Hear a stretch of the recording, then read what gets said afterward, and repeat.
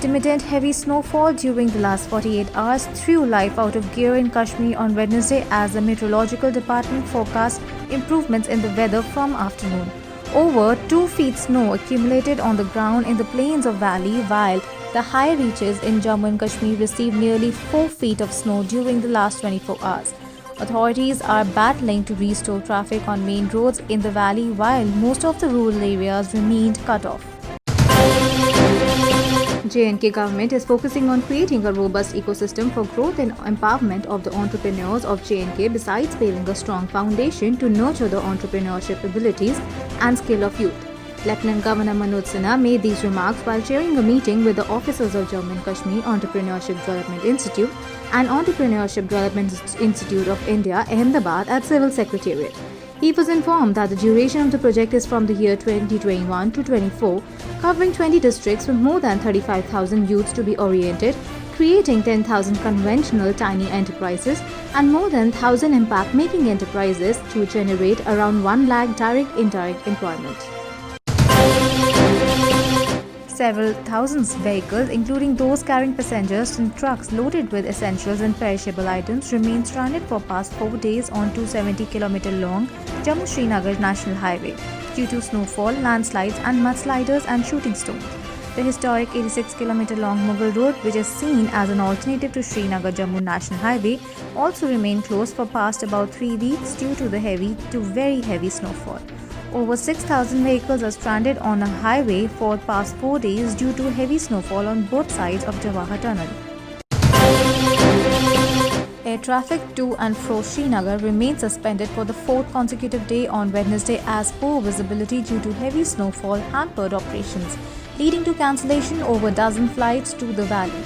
While the snow clearance operations were in full swing, the runway was not available for flight operations due to the continuous heavy snow and low visibility.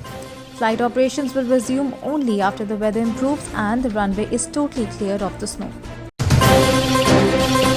Incessant downpour threw life out of gear during the last 3 days in Jammu, with a city on Wednesday recording 50.1 mm rainfall in the 24-hour period. It's the second highest for the month of January in 20 years. The showers, however, stopped on Wednesday morning, bringing some relief to the residents. Triggered by heavy rainfall, the river Tavi went into spate, but it was flowing below the danger level. The transport unions in Jammu on Wednesday held protest demonstrations and did chakka jam over the economic package from government and other various demands. The protesters demanded the government waive off all the fees and insurance amongst the other demands. According to the protesters, they were facing a huge financial crisis after the COVID-19 lockdown. Tourists struggled for taxis and cabs due to the protests. 8 people were rescued after their vehicle got trapped in a mudslider near the Pantial along the Jammu-Srinagar National Highway. The 8 people hailing from Rajasthan were going towards Jammu in 2 cars when they were caught in a mudslide near Pantial in Ramban district on Tuesday evening amidst the heavy rain. Both the vehicles were damaged in the accident. As neighbouring Himachal Pradesh reported case of bird flu, Jammu and Kashmir has sounded an alert and started collecting samples to check health of the winged guest flocking the Union Territory during the winters. The joint teams of Animal Husbandry and Wildlife Departments visited the Gharana wetlands in the outskirts of Jammu and collected 25 birds, dropping for testing to ascertain whether any of the bird was infected with the dreaded avian influenza.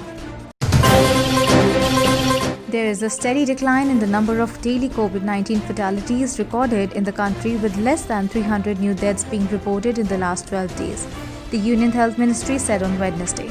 The effective strategy of containment, including prompt tracing, tracking, aggressive and widespread testing, combined with standardized clinical management protocols, have ensured the low mortality levels. The effective implementation by the state and UT government has resulted in the identification, prompt isolation and timely clinical management of hospitalized cases.